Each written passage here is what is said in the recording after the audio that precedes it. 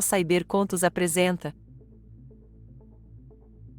Encontro com Rama, de Arthur C. Clarke. Livro escrito em 1973. Capítulo 42, Templo de Vidro. Se tentarmos, Disse Carl Mercer. O senhor acha que os biomatos nos impedirão?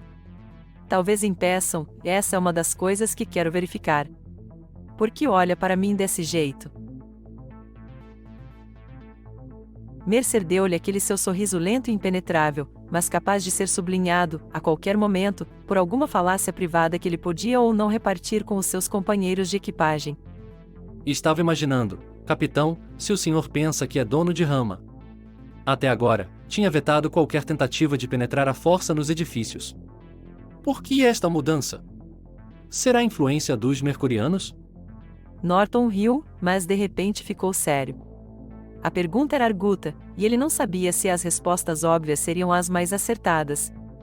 Talvez eu tenha sido ultra cauteloso. Queria evitar complicações. Mas esta é a nossa última chance. Se formos obrigados a nos retirar, a perda não será grande. Desde que nos retiremos em boa ordem. Pois claro.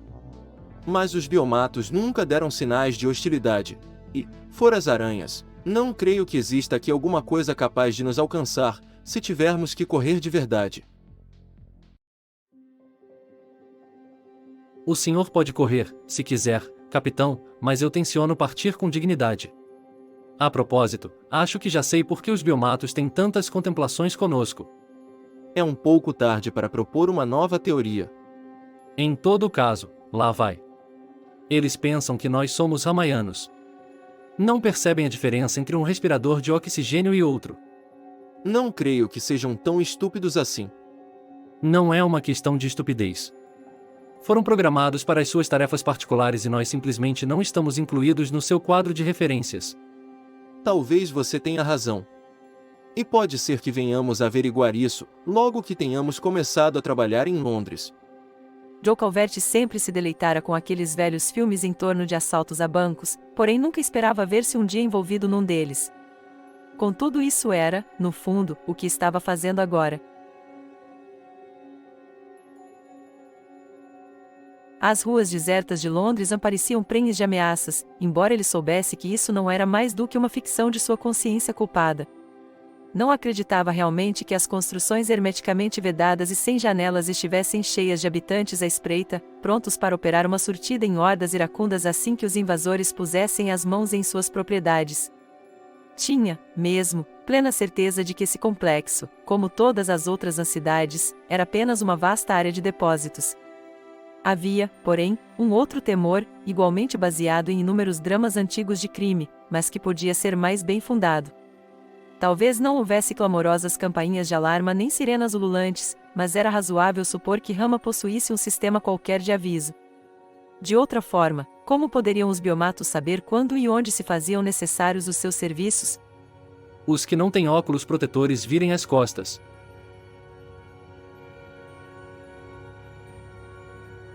Disse o sargento Myron. Sentiu-se um cheiro de óxidos nítricos quando o próprio ar começou a arder a chama do maçarico de raios laser e se ouviu o crepitar ininterrupto da faca de fogo que abria caminho em busca de segredos que tinham permanecido ocultos desde as origens do homem.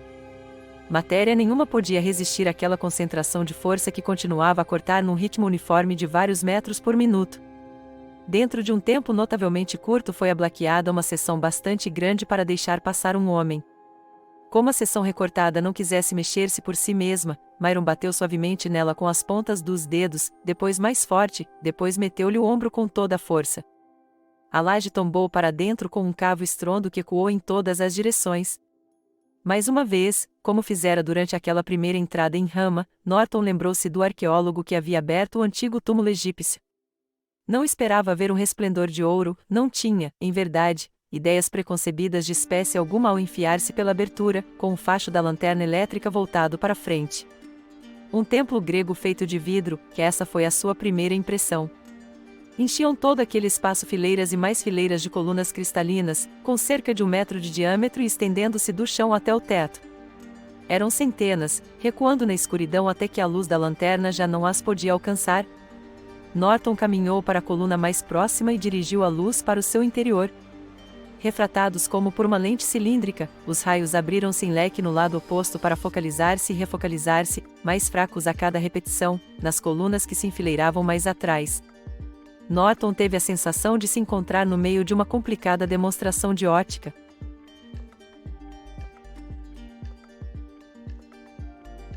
Muito bonito. Disse Mercer, o homem de espírito prático. Mas que significa isto? Para que serve uma floresta de pilares de vidro? Norton bateu de leve numa coluna com os nós dos dedos. Parecia sólida e inteiriça, conquanto mais metálica do que cristalina. Não sabia absolutamente o que pensar, motivo pelo qual seguia um prestimoso conselho que tinha ouvido muitos anos atrás: quando em dúvida, não diga nada e siga o seu caminho. Ao chegar à próxima coluna, que parecia exatamente igual à primeira, ouviu uma exclamação de surpresa de Mercer.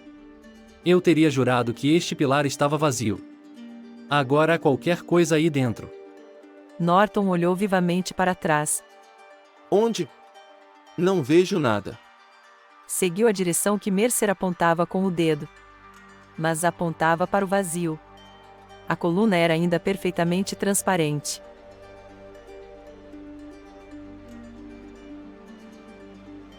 Não pode ver? Repetiu Mercer, incrédulo. Faça a volta e venha olhar deste lado. Raios, agora perdi de vista. Que é que está acontecendo aqui? Acudiu Calvert. Vários minutos se passaram antes que ele obtivesse o começo de uma resposta. As colunas não eram transparentes de todos os ângulos nem sob qualquer iluminação. Quando se lhes dava a volta, objetos apareciam subitamente à vista, como que incrustados nas profundezas do material à guisa de moscas no âmbar, e logo tornavam a desaparecer. Eram dúzias, e todos diferentes. Pareciam absolutamente reais e sólidos, e contudo muitos davam a impressão de ocupar o mesmíssimo lugar no espaço. Hologramas. Disse Calvert. Tal como no Museu da Terra. Essa era a explicação óbvia, e por isso mesmo Norton olhou-a com suspeita. Suas dúvidas cresceram de vulto quando examinou as outras colunas, fazendo surgir as imagens guardadas no seu interior.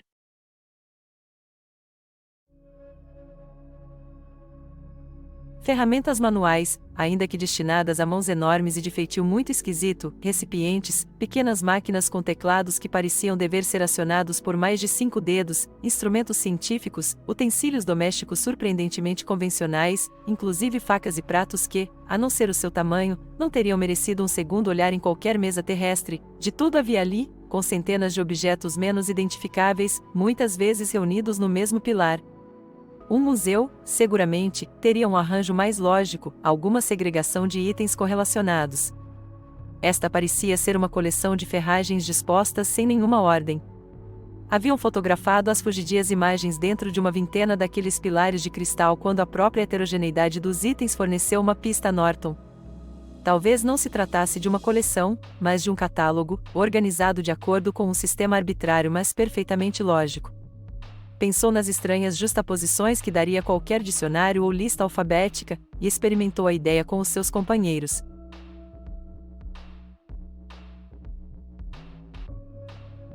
Percebo o que o senhor quer dizer. Falou Mercer. Os ramaianos não ficariam menos surpreendidos se nos vissem juntar balões com baleias. Ou abóboras com abóbadas. Acrescentou Calvert depois de refletir profundamente durante alguns segundos. Essa espécie de jogo podia durar horas, decidiu ele, com pares de vocábulos cada vez mais disparatados. Esta é a ideia. Retrucou Norton. Isto aí pode ser um catálogo em ordem alfabética, só que com imagens em 3 dimensões, matrizes, fotocálculos sólidos, se assim preferirem. Com que fim?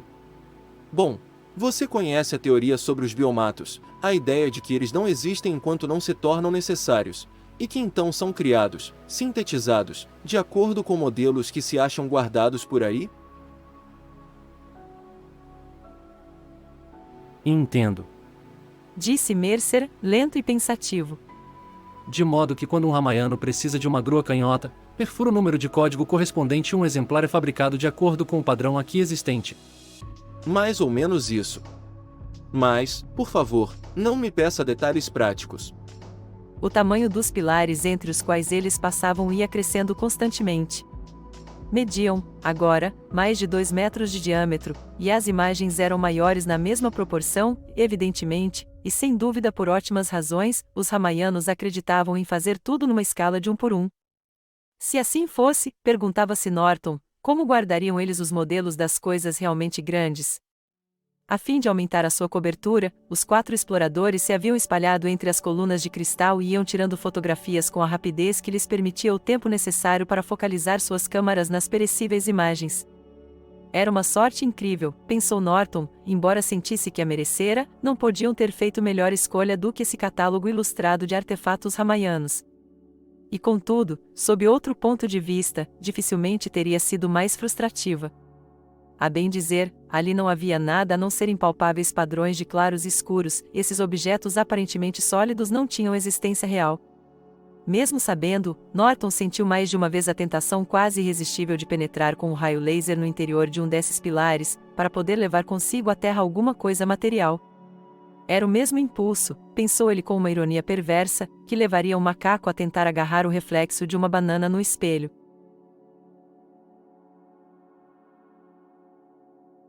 Estava fotografando algo que parecia ser uma espécie de dispositivo óptico quando o grito de Calvert o fez largar a correr entre as colunas. Capitão Carr, Will, vejam isto. Joe era propenso aos entusiasmos repentinos, mas o que tinha encontrado bastava para justificar o maior dos alvoroços. Dentro de uma das colunas de 2 metros de diâmetro via-se um complicado arnês ou uniforme, obviamente feito para um ser de postura ereta, muito mais alto do que um homem.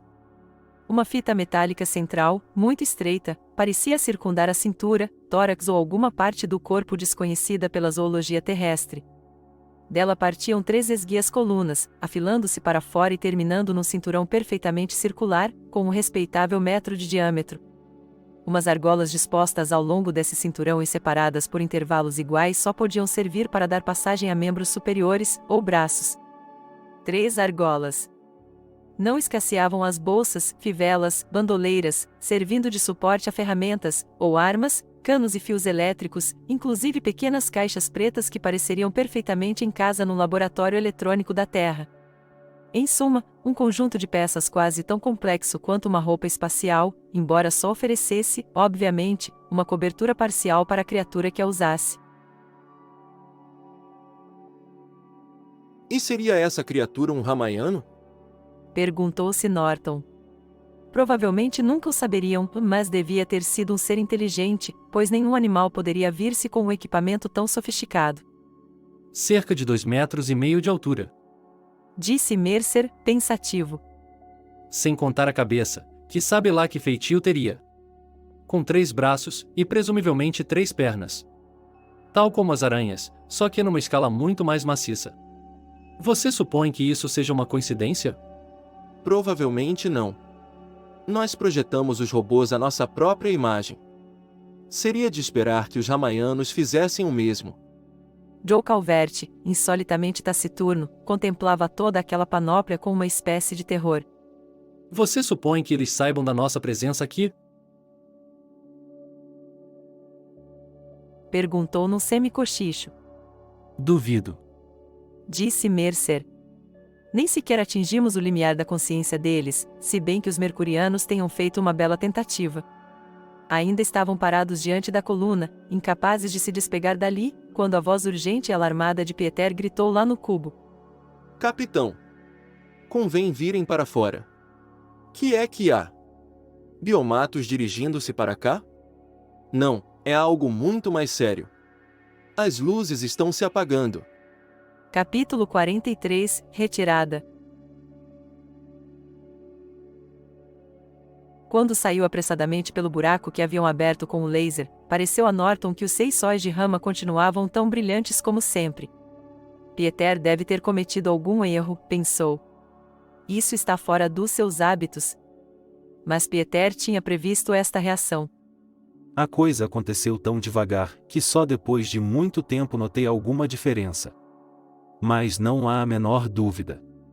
O fotômetro indica que o nível de iluminação baixou 40%.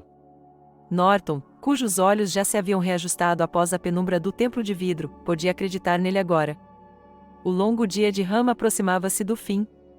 O calorzinho ambiente era ainda o mesmo, e no entanto Norton sentia-se arrepiar de frio. Tivera essa sensação já uma vez, durante um belo dia de verão na Terra. A luz enfraquecera inexplicavelmente, como se uma escuridão caísse da atmosfera, ou como se o sol tivesse perdido a sua força, que embora não houvesse uma só nuvem no céu. Então se lembrou, estava vendo na ocasião um eclipse parcial. Pois aí está, vamos voltar para casa.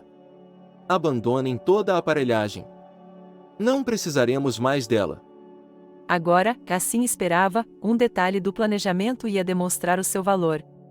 Havia escolhido Londres para essa incursão porque nenhuma outra cidade se achava tão próxima de uma escadaria. A Beta começava a apenas 4 quilômetros dali.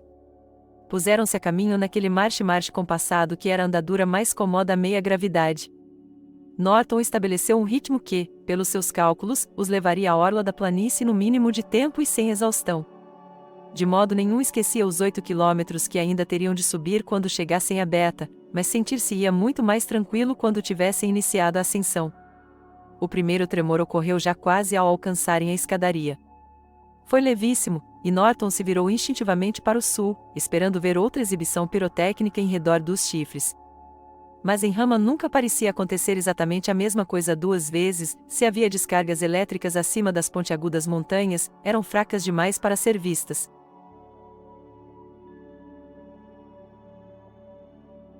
Sim, capitão.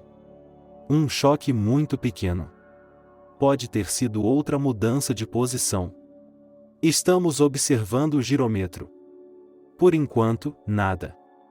Um momentinho. Leitura positiva. Mal se pode perceber. Menos de 1 microradiano por segundo, mas se mantém firme. De modo que Rama estava começando a fazer a volta, ainda que com uma lentidão quase imperceptível.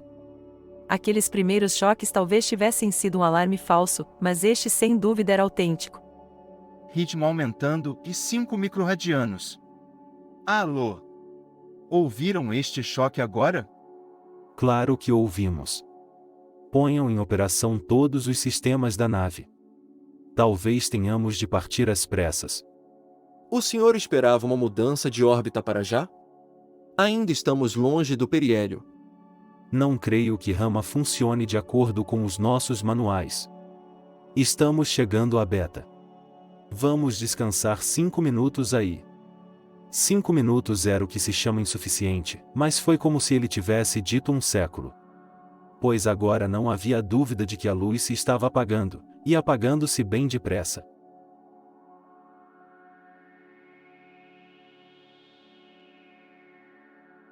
Embora todos tivessem as suas lanternas, a ideia da escuridão ali tornara-se intolerável, a tal ponto se haviam acostumado psicologicamente ao interminável dia que era difícil recordar as condições em que tinham explorado pela primeira vez aquele mundo. Sentiam um impulso irresistível de fugir, de sair para a luz do sol, de que os separava aquela parede cilíndrica de 1 quilômetro de espessura. Controle central. Chamou Norton. O projetor está funcionando? Talvez precisemos dele para logo. Sim, capitão. Aqui está ele. Uma tranquilizadora centelha de luz começou a brilhar 8 quilômetros acima deles. Mesmo contra o dia agonizante de Rama, parecia surpreendentemente fraca, mas já lhes fora útil uma vez e tornaria a guiá-los se necessitassem dela. Bem sabia Norton que esta seria a mais longa e torturante ascensão que até então tinham feito. Acontecesse o que acontecesse, não podiam se apressar. Se fizessem demasiado esforço, cairiam simplesmente extenuados naquela rampa vertiginosa e teriam de esperar até que os seus músculos recuperassem a elasticidade normal e lhes permitissem continuar. A essa altura deviam ser uma das tripulações mais aptas que já haviam realizado uma missão espacial, mas há limites para o que a carne e o sangue podem suportar.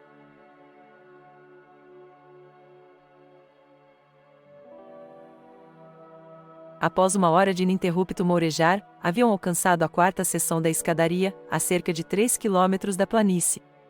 Daí em diante a escalada seria muito mais fácil, a gravidade já se reduzira a 1/3 de seu valor na Terra.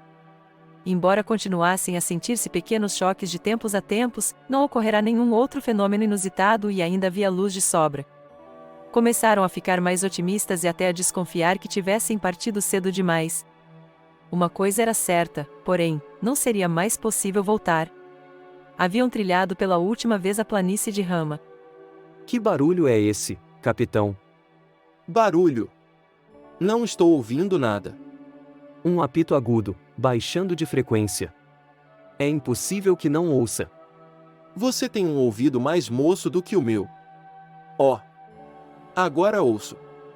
O apito parecia provir de todas as direções. Logo ficou forte, até estridente, e baixando rapidamente de tom. De súbito, cessou. Alguns segundos depois recomeçou, repetindo a mesma sequência. Tinha o som lúgubre e premente de uma sirena de farol a espalhar o seu aviso na noite enfuscada pelo nevoeiro. Havia naquilo uma mensagem, e uma mensagem urgente. Não se destinava aos ouvidos daqueles homens, mas eles a compreendiam. E, como para maior garantia de que seria ouvida, corroboravam nas próprias luzes.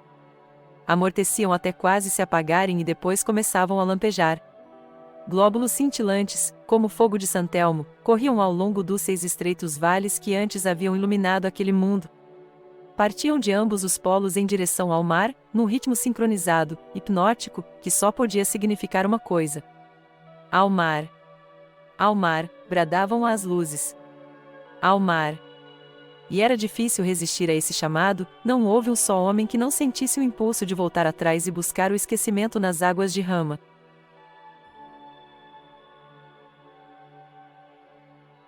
Controle central. Chamou Norton numa voz urgente. Podem ver daí o que está acontecendo? Rama trancava as escotilhas como um navio que se prepara para uma tormenta. Essa era a soberbante impressão de Norton, conquanto não a pudesse assentar sobre uma base lógica. Já não se sentia completamente racional, duas compulsões se combatiam no seu espírito, a necessidade de escapar e o desejo de obedecer àqueles relâmpagos que ainda corriam no céu, ordenando-lhe que fosse reunir-se aos biomatos em sua marcha para o mar. Mais um lance de escadaria, outra pausa de 10 minutos, para que os seus músculos fossem lavados dos venenos da fadiga. E, de novo a caminho. Ainda 10 quilômetros que andar, mas procuremos não pensar nisso. De súbito, a enlouquecedora sequência de apitos descendentes emudeceu. No mesmo instante, deteve-se o movimento estroboscópico dos santelmos que corriam pelas fendas dos vales retilíneos rumo ao mar, os 6 sóis lineares de Rama voltaram a ser aquelas listas contínuas de luz que sempre tinham sido. Mas iam se apagando rapidamente, e às vezes bruxuleavam como se tremendos impulsos de energia fossem arrancados às fontes em acelerado declínio. De tempos a tempos sentiam-se leves tremores do solo, a ponte informou que Rama continuava a mudar de posição com uma vagareza imperceptível, qual uma agulha de bússola respondendo a um campo magnético bastante fraco. Isso era talvez tranquilizador, quando Rama parasse de mudar de atitude é que Norton começaria realmente a inquietar-se. Todos os biomatos haviam desaparecido, segundo informou Peter. Em todo o interior de Rama, o único movimento era o de seres humanos, arrastando-se com penosa lentidão sobre a curva ascendente da calota setentrional. Há muito que Norton se havia curado da vertigem que sentirá naquela primeira ascensão, mas um novo temor começava a insinuar-se nos seus pensamentos. Eram tão vulneráveis aqui, nesta interminável subida da planície para o cubo. Suponhamos que, quando houvesse completado a sua mudança de posição, Rama começasse a acelerar. Presumivelmente, o impulso se daria ao longo do eixo. Se fosse na direção norte, não haveria problema, eles se sentiriam um pouco mais firmados na rampa que iam subindo. Mas se fosse na direção contrária, podiam ser arremessados no espaço, indo finalmente cair na planície, lá embaixo. Procurou tranquilizar-se refletindo que toda aceleração possível teria de ser muito fraca. Os cálculos do Dr. Pereira eram incontrovertíveis, Rama não podia acelerar a mais de uns 50 vós de gravidade, pois do contrário o mar cilíndrico galgaria o topo da escarpa meridional e inundaria um continente inteiro. Mas o Dr. Pereira estava num confortável gabinete lá na Terra, e não a poucos quilômetros de uma semicúpula metálica que parecia prestes a desabar sobre a sua cabeça. E talvez Rama tivesse sido projetado para sofrer inundações periódicas.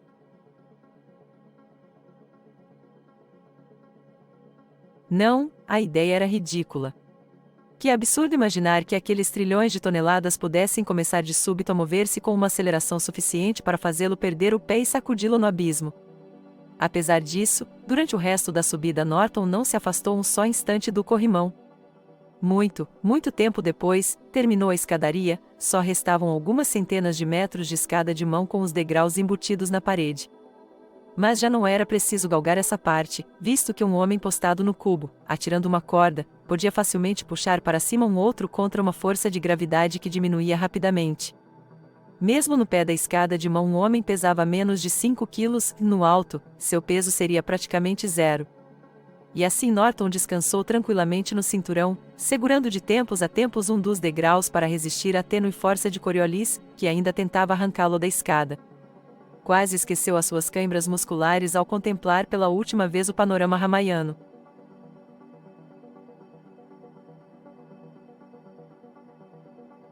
Estava quase tão claro agora como numa noite de lua cheia na terra, a vista geral era perfeitamente nítida, se bem que ele já não pudesse distinguir os detalhes mais miúdos. O Polo Sul estava parcialmente obliterado por uma névoa luminosa, que só o pico do Chifre Grande atravessava, um pequeno ponto preto, visto exatamente de cima. O continente cuidadosamente cartografado, mas ainda desconhecido, que se estendia além do mar, era a mesma colcha de retalhos aparentemente sem padrão definido que sempre fora. Estava muito encurtado pela perspectiva e cheio de detalhes complexos para que o exame visual pudesse revelar grande coisa. Norton limitou-se a correr brevemente os olhos por ele. Fixou-se então no anel líquido do mar cilíndrico e notou pela primeira vez um padrão regular de linhas de espuma, como se as ondas se quebrassem sobre recifes dispostos com intervalos geometricamente precisos. A manobra de rama estava produzindo algum efeito, ainda que muito leve. Norton tinha certeza de que a sargenta Barnes teria ido satisfeitíssima em tais condições se ele lhe pedisse para atravessar o mar cilíndrico na perdida Resolution. Nova York, Londres, Paris, Moscou, Roma. O comandante disse adeus a todas as cidades do continente setentrional e esperou que os ramaianos lhe perdoassem os danos que houvesse causado. Talvez compreendessem que tudo fora feito no interesse da ciência. De repente, havia alcançado o cubo e mãos sofregas se estenderam para agarrá-lo e fazê-lo atravessar às pressas as eclusas de ar. Suas pernas e braços supersolicitados tremiam de maneira tão incontrolável que quase não podia mover-se por si e deixou-se manusear como um enfermo semi-paralisado. O céu de rama contraiu-se acima da sua cabeça quando desceram para a cratera central do cubo. Quando a porta da eclusa interna fechou para sempre a vista, ele chegou a pensar, como é estranho que esteja caindo a noite agora que Rama chegou ao ponto mais próximo do Sol.